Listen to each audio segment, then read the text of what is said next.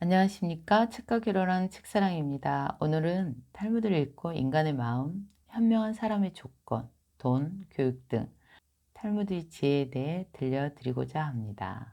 그렇다면 탈무드는 과연 무엇인가? 이를 한마디로 정의하기는 무리가 따르지만 쉽게 말해 유트민족이 살아온 5천년의 지혜이자 지식의 온천이라고 할 수 있다.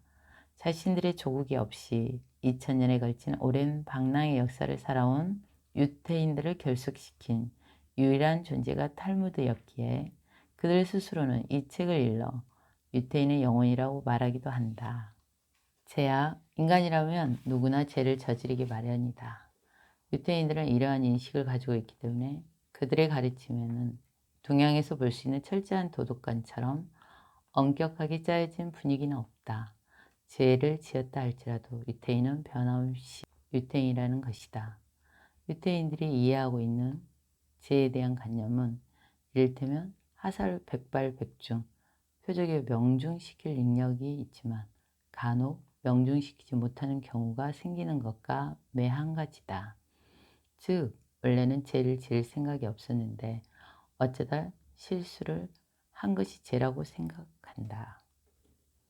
유태인은 자기가 범한 죄에 대해 용서를 구할 때 나라는 말 대신 반드시 우리라고 표현한다. 자기 혼자서 지은 죄일지라도 여럿이 함께 지은 것으로 여기는 것이다. 유태인은 누구나 개개인을 대가족 중 일원이라고 생각하기 때문에 혼자서 범한 죄도 가족 전체가 범한 죄로 간주되는 까닭이다. 그러므로 비록 자기 자신은 남의 것을 훔치지 않았더라도 누군가에 의해 절도행위가 일어났다며 같이 하나님께 잘못을 빌어야 한다. 그가 누구든 다른 사람이 도둑질을 한 것은 자신의 자선행위가 부족한 탓으로 돌리는 것이다. 용서받는 거짓말. 어느 경우에 한해 거짓말을 해도 용서받을 수 있을까? 탈무드는 다음 두 가지는 경우에 거짓말을 해도 좋다고 말하고 있다. 탈무드는 다음의 두 가지 경우에는 거짓말을 해도 좋다고 말하고 있다. 첫째, 어떤 사람이 이미 물건을 구입한 후에 어떠냐고 의견을 물으면 설령 그것이 좋지 않다고 해도 좋다고 거짓말을 하라. 둘째, 친구가 결혼을 했을 때는 무조건 부인이 정말 미인이니 부디 행복하게 살라고 거짓말을 하라. 마음, 인간의 육체는 마음에 의해 좌우된다.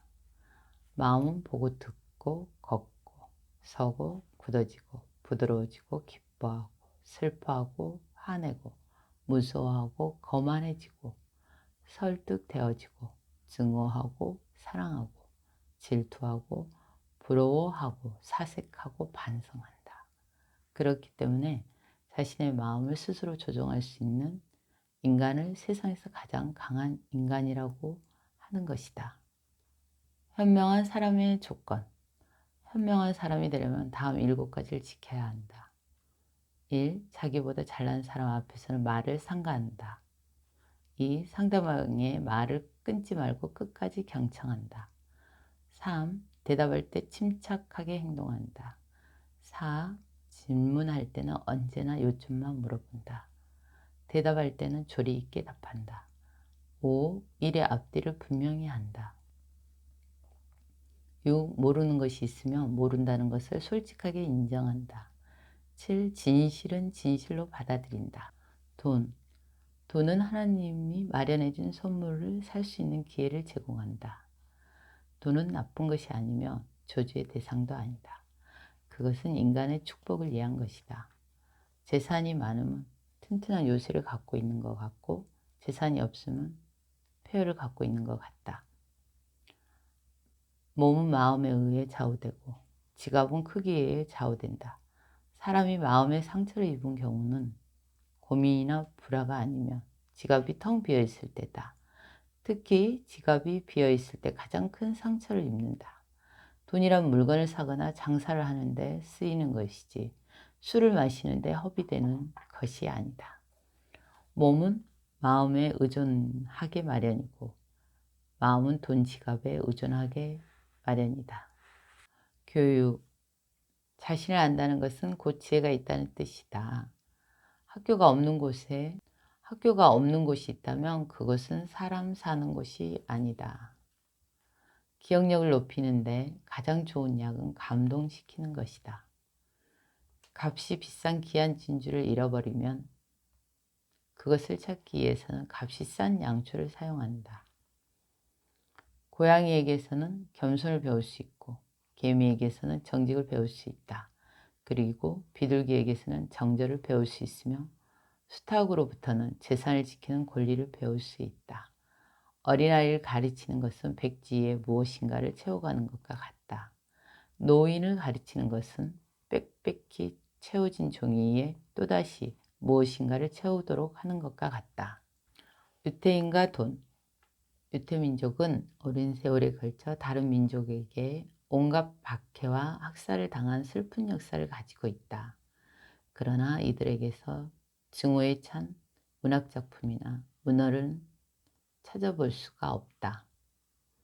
유태인들은 마음속에 뼈에 사무치는 증오심을 새기지 않는 민족이기 때문이다. 나치에 의해 수백만의 동족이 비참하게 학살당했으나 독일을 반대하거나 독일 민족을 저주하는 책은 발견되지 않는다. 이스라엘은 아랍 민족과 전쟁을 하고 있지만 그들에 대한 증오심은 없다. 기독교인들로부터 모진 박해를 받았지만 기독교인들을 미워하지도 않는다. 셰익스피어의 베니스의 상인에 등장하는 유태인 샬록은 증오심에 불타 돈을 갚지 못하면 내 심장에서 일파한대의 살을 도려내라고 하는데 이는 유태인으로서는 상상조차 할 수 없는 전적으로 가공의 이야기일 따름이다. 샬록의 이야기는 기독교인이었던 셰익스피어의 사고방식을 표현한 것에 불과할 뿐 유태인과는 아무 상관도 없다. 가령 유태민족이 탐욕스럽고 교활하고 부정직하고 잔인하고 사람들을 극도로 증오하는 족속이라며 어찌해서 카톨릭 협회가 자금이 필요했을 때 기독교 쪽이 아닌 유태인에게 도움을 청했겠는가. 이를 보아도 유태인은 동정심이 많고 신뢰할 수 있는 민족임을 알 수 있다. 유태인은 늘 마음이 온화하다고 알려져 있다. 슬픈 사정을 들으면 유태인은 반드시 동정의 마음을 베풀어 줄 것이다. 신약 성서를 보면 예루살렘의 환전상은 대부분 유태인들이 운영하고 있다고 기록되어 있다. 그리고 신약 성서는 돈을 악의 근원으로 보는 경향이 있으나 유태인은 돈을 악이라고는 생각하지 않는다. 유태인들은 가지고 있던 돈을 강탈당해도 그를 벌하려 하지 않는다. 그들은 범인을 찾아 벌하기보다는 그로부터 돈을 되돌려 받는 것에 더 마음을 쓴다. 돈을 받는 대신에 자동차나 시계를 취하기는 하지만 심장을 도려내는 따위에 쓸데없고 어리석은 짓은 하지 않는다. 탈무드는 인간은 모두가 한 가족이며 더 나아가 커다란 한 덩어리임을 강조하고 있다.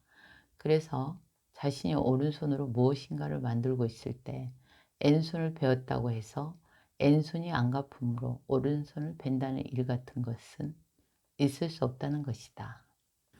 살아 숨쉬는 바다. 유태인은 이 세상 어느 민족보다 불이웃을 위한 자선을 중요시하는 민족이다. 그럼에도 불구하고 오늘날의 유태인 중 일부는 자선을 하라고 꼭 권해야만 하는 경우가 있을 뿐 아니라 강요를 받지 않으면 자선에 조금도 애쓰지 않는 사람들도 있다. 이런 경우를 만나면 랍비는 다음과 같은 말을 해준다. 이스라엘의 요단강 근처에는 큰 호수 둘이 있다.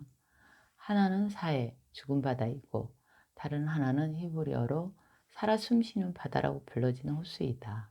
사해는 다른 곳에서 물이 들어오기는 하지만 빠져나가지 않는다. 살아 숨쉬는 바다는 다른 곳에서 물이 들어오기도 하고 다른 곳으로 빠져나가기도 한다. 자선을 베푸지 않는 사람은 사해다. 돈이 들어오기만 하고 나가지를 않는다. 사해에서는 아무것도 살지 못한다. 자선을 베푸는 사람은 살아 숨쉬는 바다다. 돈이 들어오기도 하고 나가기도 한다. 그 바다에는 온갖 생물이 살고 있다. 우리는 살아 숨쉬는 바다가 되어야 한다. 불행과 행운.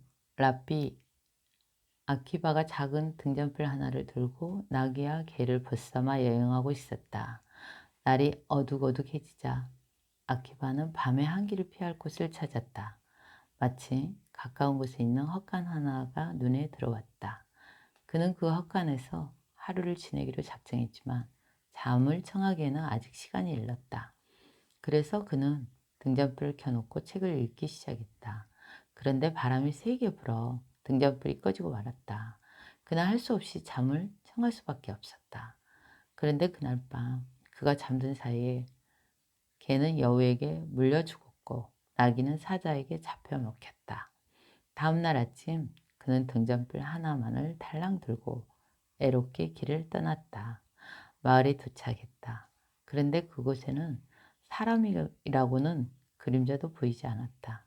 나중에야 안 사실이지만 전날 밤에 도적대들이 몰려들어 마을의 모든 것을 짓밟고 마을의 모든 사람들을 죽인 것이다. 만약 전날 밤에 등잔불이 바람에 꺼지지 않았다면 아키바도 도적대에게 들켜 죽음을 면치 못했을 것이다. 그리고 만약 개가 살아 있었다면 개가 짖어대는 소리에 그들이 몰려왔을 것이다.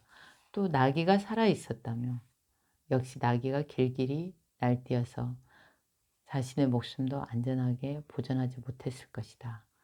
결국 그가 살아남게 된 것은 불행이라 여겼던 그 세 가지 일들 때문이었다.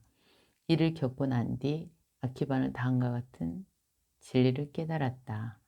최악의 상황에서라도 인간은 희망을 잃어서는 안 된다. 불행이라 생각했던 일이 행운을 불러오는 경우도 얼마든지 있다. 이상 책과 결혼한 책사랑이었습니다. 구독과 좋아요는 항상 제작에 큰 힘이 됩니다. 감사합니다.